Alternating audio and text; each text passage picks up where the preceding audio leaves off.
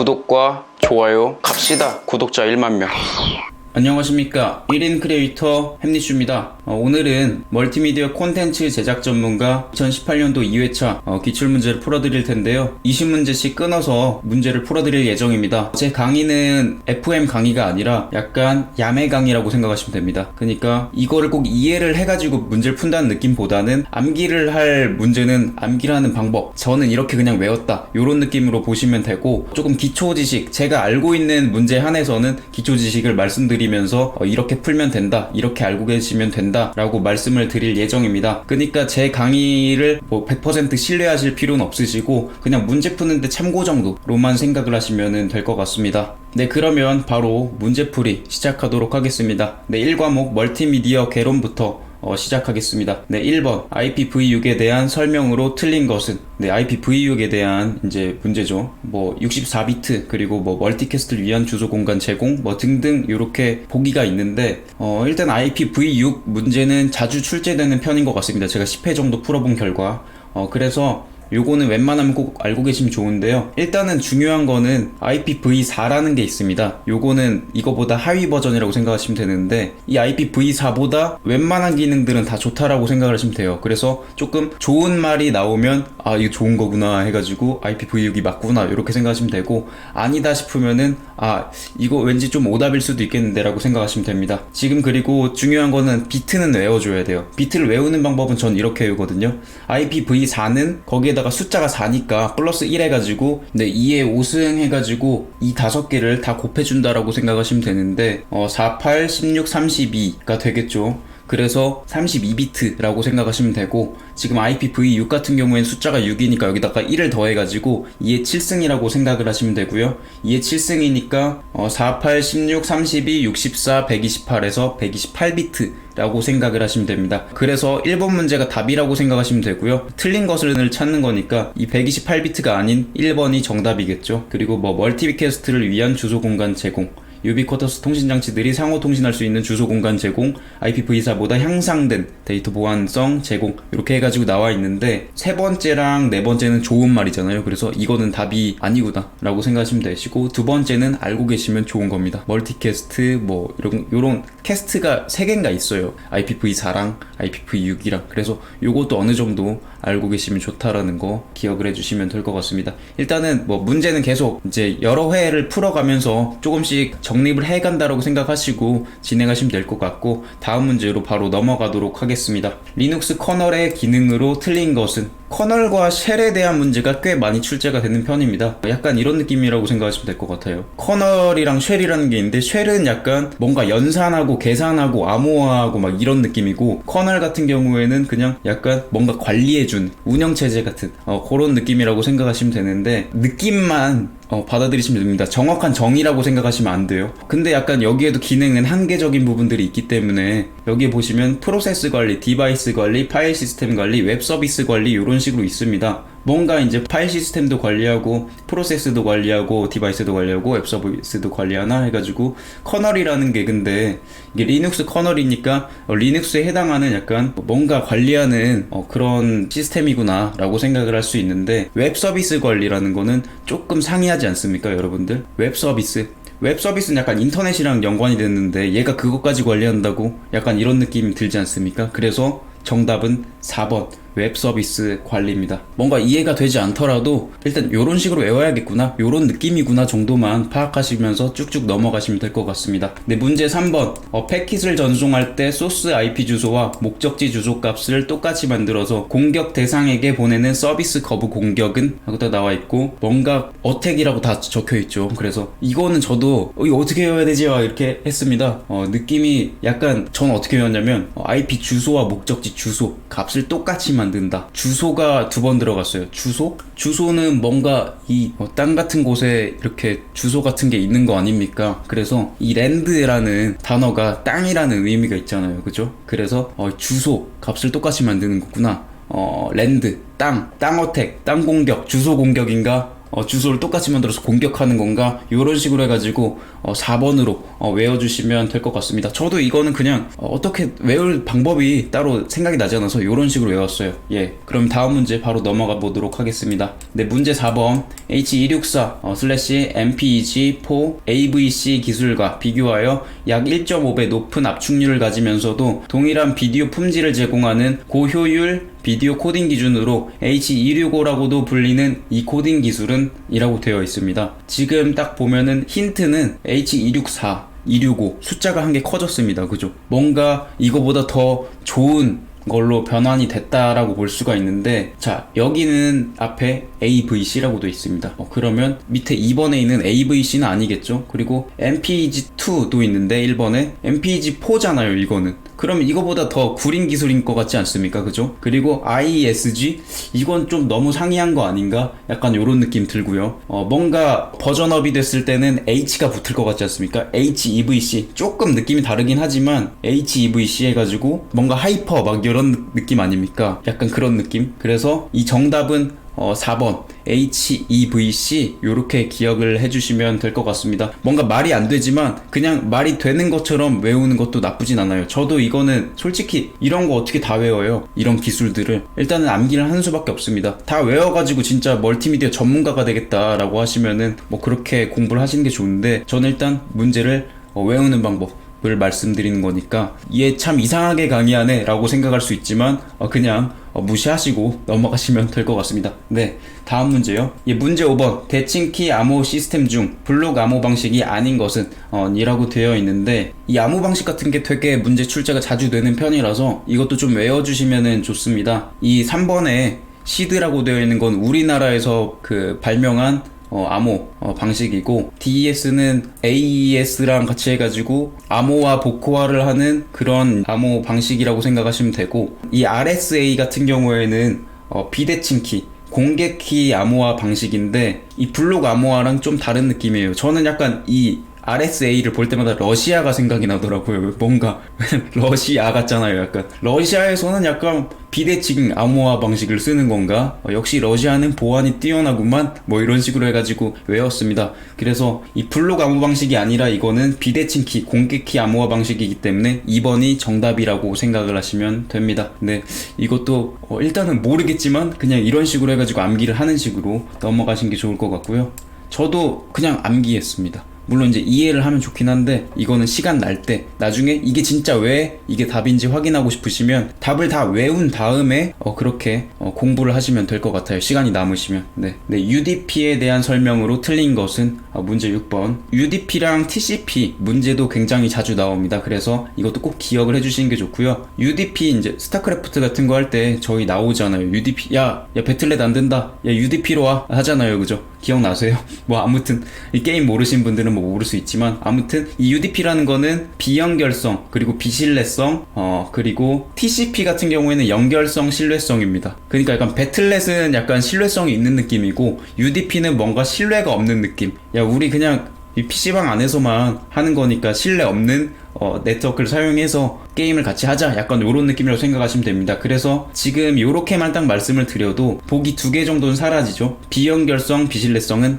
맞는 거니까 요거는 제껴주고, 나머지 중에서 이제 골라줘야 됩니다. 2번 사용자 데이터를 데이터그램에 포함해 전송. 요건 잘 모르겠죠. 애매하죠. 근데 위에 UDP라고 되어 있는데 데이터그램이라고 써 있습니다. 문제 안에 답이 있는 거죠. 그렇기 때문에 요것도 맞는 겁니다. 그리고 4번 흐름 제어 기능 제공. 이거는 모르겠지만 지금 느낌상으로 봤을 때 4번이 정답이죠. 틀린 것으로. 그래서 문제 6번의 정답은 4번입니다. 흐름 제어 기능은 이제 구체적으로 말씀드리면 TCP에서 제공하고요. 그리고 혼잡 제어 기능도 여기에선 하지 않습니다. 네, 그래서 뭔가 제어하는 느낌은 여기에 좀 덜하다라고 보시면 됩니다. 왜냐면 신뢰도 없는데 뭘 제어를 하고 합니까? 그래서 조금 제어하는 기능이 떨어지는구나 라고 생각을 하시면 될 것 같습니다. 문제 7번 IP 주소 126.3.2.129는 어느 클래스에 속하는가 라고 되어 있는데, 이 클래스 구하는 문제도 간간히 출제가 됩니다. 구하는 방법은 그렇게 어렵지 않은데요. 이진수 계산할 줄만 알면 이 문제는 풀 수가 있다라고 볼 수가 있고요. 일단은 이렇게 설명을 드릴게요. 제가 이제 타이핑을 하면서 이렇게 참 설명을 해드리면 좋은데 0을 8개를 써보세요. 0을 8개를 씁니다. 0000 0000 요렇게 씁니다. 그 다음에 요게 이제 어떻게 보면은 8자리 이진수라고 생각을 하시면 되는데요. 맨 앞에부터 1을 채운다 라고 생각을 했을 때, 자 보세요. A 클래스는 어디까지냐면 일단 전부 다 0인 거부터 0부터 0.0.0.0부터 어디까지냐, 여기다가 이제 맨 처음 8자리 중에서 맨 처음에다가 1을 넣습니다. 1을 넣으면 이게 어떻게 되냐면, 이진수를 보는 방법은 그래요. 맨 뒷자리는 지금 0이잖아요. 그래서 1, 2, 4, 8, 16, 32, 64, 128입니다. 여기 이제 첫 번째 1이 들어가는 순간 128이에요. 이거는. 그래서 이 첫 번째 숫자에 128이 되는 건데 128보다 작은 IP 주소가 들어가야 됩니다. 그렇기 때문에 128.0.0.0보다 뒤에 있는 이제 숫자들은 이제 B 클래스가 또 되는 거고, 그 앞에 127.25.25.25 뭐 이렇게 된다라고 하면은 그 사이가 0.0.0.0부터 127.25.25.25 뭐 이렇게 범위가 된다라고 보시면 되는데, 실질적으로 이론적 IP 주소 범위는 126.25.25.25라고 생각하시면 됩니다. 그렇기 때문에 뭐 범위 자체로 봤을 때는 요런 느낌 정도라고 생각을 하시면 되고요. 그래서 예를 들면 그렇게 되는 거죠. 1씩 앞에씩 하나씩 더 추가가 된다, 클래스마다. 그래서 처음에는 지금 128이었잖아요. 그래서 128부터는 B 클래스인 거고, 거기다가 1이 또 들어갑니다. 그러면 128이랑 64를 더하게 됩니다. 아까 말했듯이 1, 2, 4, 8, 16, 32, 64, 128 이렇게 된다라고 말씀드렸기 때문에 128이랑 64를 더하면 192가 됩니다. 그래서 192보다 또 그 범위 작은 IP 주소는 B 클래스의 범위가 되는 거고요. 그리고 192부터 시작돼가지고 또 뒤로 넘어가는 범위는 C 클래스가 되고, 이런 식으로 해가지고 쭉쭉 돼서 E 클래스까지 나온다라고 생각하시면 되고요. 그래서 범위를 구할 때는 그런 식으로 8자리 이진수를 1로 한 개씩 추가할 때마다 클래스가 바뀌는 거구나 라고 생각하시면 되고, 처음 A 클래스는 0부터 127까지라고 그냥 생각을 하세요. 그렇게 외우는 게 편합니다. 그리고 128부터는 이제 B 클래스라고 생각하시면 되고, 192부터는 C 클래스, 224부터는 D 클래스, E 클래스는 240부터 E 클래스다 라고 생각을 하시면 됩니다. 그래서 이런 식으로 클래스는 구하는 방법을 알고 계시면 좋습니다. 뭔가 이해가 안 되실 수도 있지만 요거는 웬만하면 이해를 하는 게 좋습니다. 그냥 클래스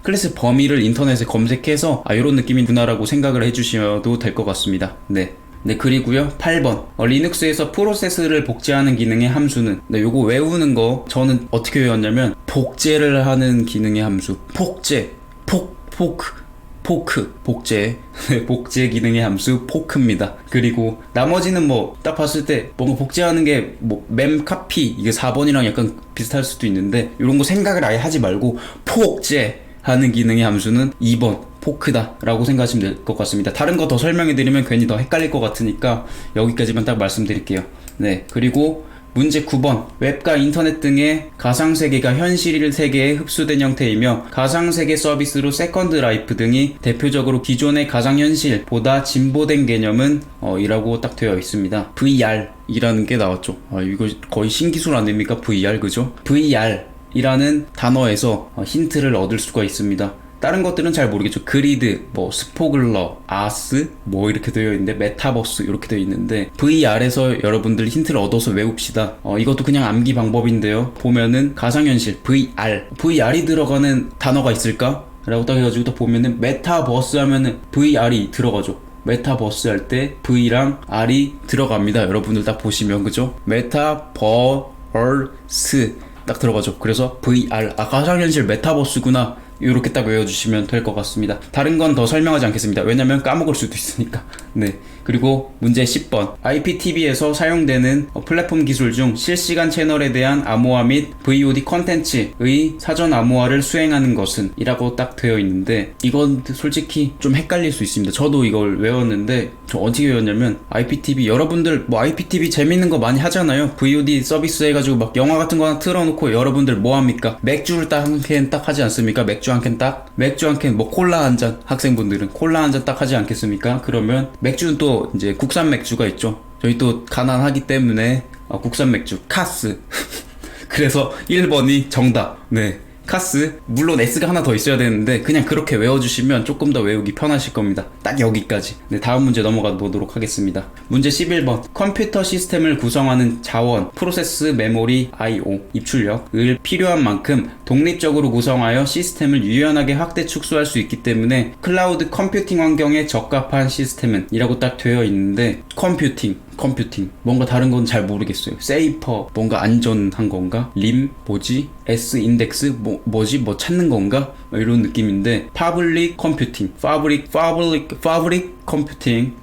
컴퓨팅이죠. 컴퓨팅 환경에 적합한 시스템이랍니다. 컴퓨팅이 왠지 들어가야 될 것 같지 않습니까? 문제 안에 답이 있는 것 같지 않습니까? 네, 맞습니다. 정답은 4번 파브릭 컴퓨팅입니다.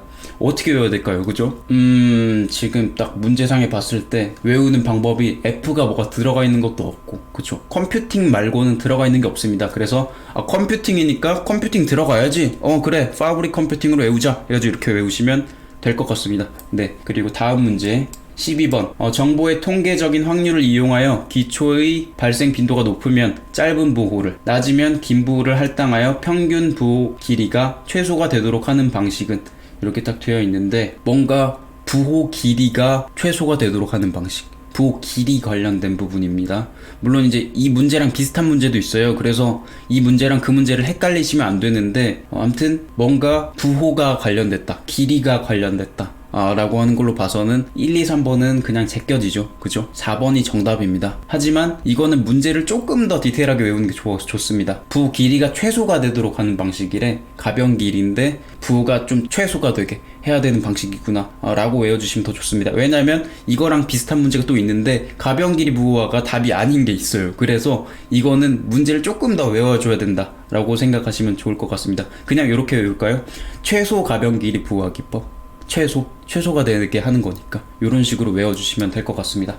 네, 다음 문제 13번. TCP/IP 계층에서 사용되는 프로토콜 중 응용 계층에 해당하는 프로토콜이 아닌 것은? 네, OSI 7계층에 대한 문제가 굉장히 좀 많이 나오는 편인데요. 대체적으로 요거 약간 네트워크 관련된 부분, 뭐 응용 계층이나 아니면 전송 계층 쪽에서 문제가 많이 출제가 되는 걸로 파악이 되고 있습니다. 그래서 이거는 외워주시는 게 좋은데, 일단은 지금 응용 계층에 해당하는 프로토콜이 아닌 것은이죠. 그쵸? 그래서 약간 저는 어떻게 외웠냐면, 전 약간 원래 조금 알고 있어가지고 이렇게 외웠습니다. TCP랑 아까 UDP, 아까 잠깐 말씀드렸는데 TCP랑 UDP는 전송 계층입니다. 그리고 나머지는 이제 잘 생각을 해봐야 되는데, FTP 뭔가 파일을 이제 왔다 갔다 교환하는 프로토콜이고, HTTP 저희가 이제 인터넷 할 때 쓰는 그런 프로토콜이고, 텔넷은 원격지 호스트 컴퓨터에 접속할 때 지원하는 인터넷 표준 프로토콜인데, 요런 것까지 다 디테일하게 알면 참 좋지만 일단은 외워주는 게 중요한 건 뭐냐면, TCP랑 UDP는 전송 계층이다 라는 부분이고요, 나머지 FTP, 텔넷, HTTP는 응용 계층이다 라고 생각을 하시면 됩니다. 그래서 이거는 다른 문제에서도 나와요.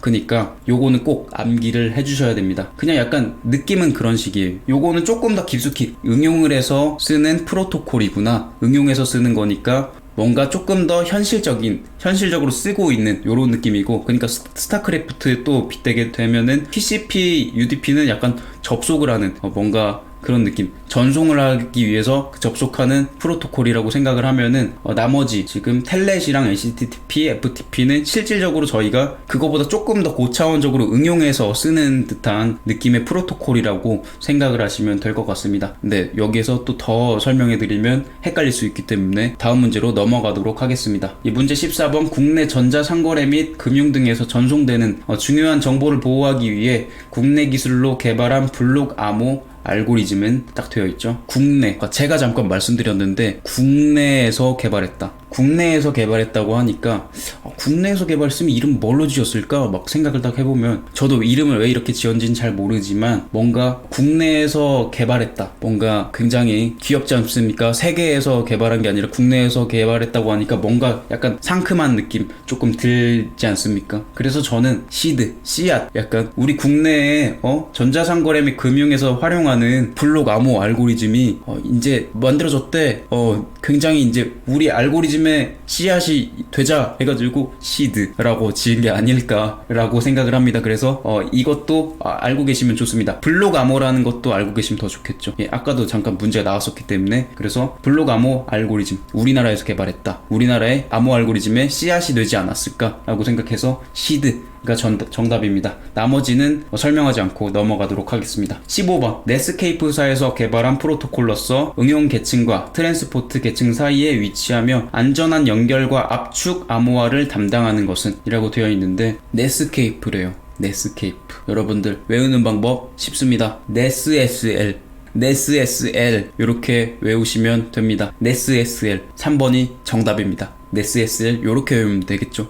좀 편하지 않습니까? 이렇게 외우면 그죠? 넷스SL입니다. 그래서 다음 문제 16번 프로그램 솔루션으로 피그와 하이브가 있고 구성 요소로 분산 파일 시스템과 맵 리듀스 이외에 다양한 기능을 구성하는 시스템으로 구성되어 있으며 대규모 데이터 처리가 필수적인 구글, 야후 등 대용량의 데이터를 처리를 위해 개발된 오픈소스 소프트웨어는 요거는 좀 신기술 쪽인데 제가 좀 알고 있는 답이에요. 그래서 다른 분들 어떻게 외워야 될까라고 생각을 해보면 이거는 딱히 방법이 없습니다. 여러분들 이건 그냥 외워야 되는데 데이터베이스 관련됐다. 데이터 처리 뭐 이런 것들이 대용량의 데이터, 빅데이터 약간 요런 만들 많이 나오잖아요. 요즘에 여기에서 쓰는 오픈소스 소프트웨어가 하둡 1번이 정답입니다. 하둡 데이터를요? 하둡 데이터 처리를 해가지고 해야 되니까 이거 내가 개발해야 되잖아. 오픈소스 뭐 써야 돼? 하둡 써야죠. 그쵸? 이런 식으로 외우는 것도 한번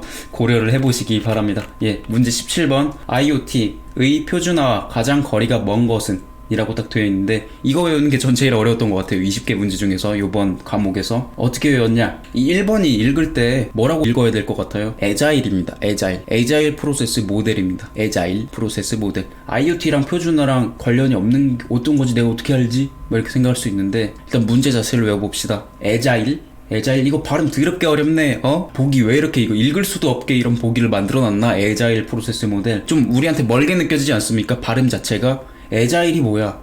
되게 멀어 보인다. 그래서 1번이 정답. 에자일 프로세스 모델. 이렇게 외워주시면 됩니다. 네, 다음 문제 18번 운영체제에서 CPU를 사용 중인 상태에서 다른 프로세스가 CPU를 사용하도록 하기 위해 이전 프로세스 상태를 보관하고 새로운 프로세스 상태를 적재하는 방법은 이라고 되어 있는데 새로운 프로세스 상태를 적재한다. 새롭게 뭔가 바꾸는 느낌. 데드락은 뭔가 죽는 느낌이고요. 세마포어 뭘까요?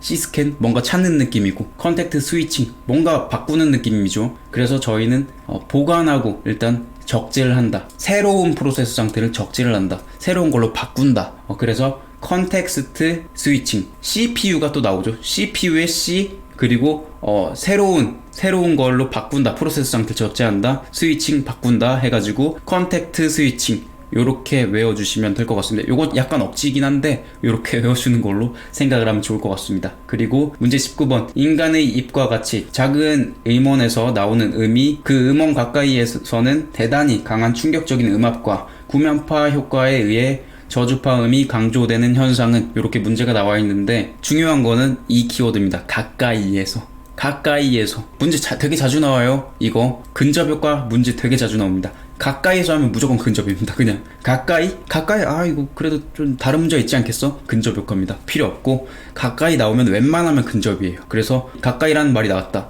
역시 뭐 문제 안에 답이 있네. 근접효과. 네, 정답입니다. 네, 그리고 마지막 문제 20번 동일한 콘텐츠를 PC, 스마트 TV, 스마트폰, 태블릿 PC 등 다양한 디지털 정보기기에서 자유롭게 이용할 수 있는 서비스는 이렇게 딱 되어 있는데 자유롭게 요거를 다 쓸 수 있는 서비스가 뭘까요? 블루투스는 아닌 것 같지 않습니까 여러분들? 블루투스는 그냥 약간 기기랑 연결해가지고 이렇게 같이 쓰는 느낌인데 요거는 자유롭게 동일한 콘텐츠라는 말이 또 들어가 있죠. 그렇기 때문에 요거는 블루투스는 아니고 NFC도 약간 이거 뭐 찍어가지고 하는 느낌이고 트랙백은 뭔가 돌려주는 느낌이고 그죠? 엔스크린 뭔가 화면에서 보는 느낌 아닙니까 그죠? 그래서 동일한 콘텐츠를 자유롭게 이용한 서비스는 엔스크린이 됩니다. 요런 식으로 약간 느낌으로 외워주는 것도 괜찮을 것 같아요. 네, 요렇게까지 해서 1과목 멀티미디어 개론 20번 문제까지 전부 다 풀어봤고요. 야매로 외우는 강의다 보니까 제가 알려드리는 것에 대해서 전부 다 신뢰를 하실 필요는 없습니다. 불신을 약간 가지시고 그냥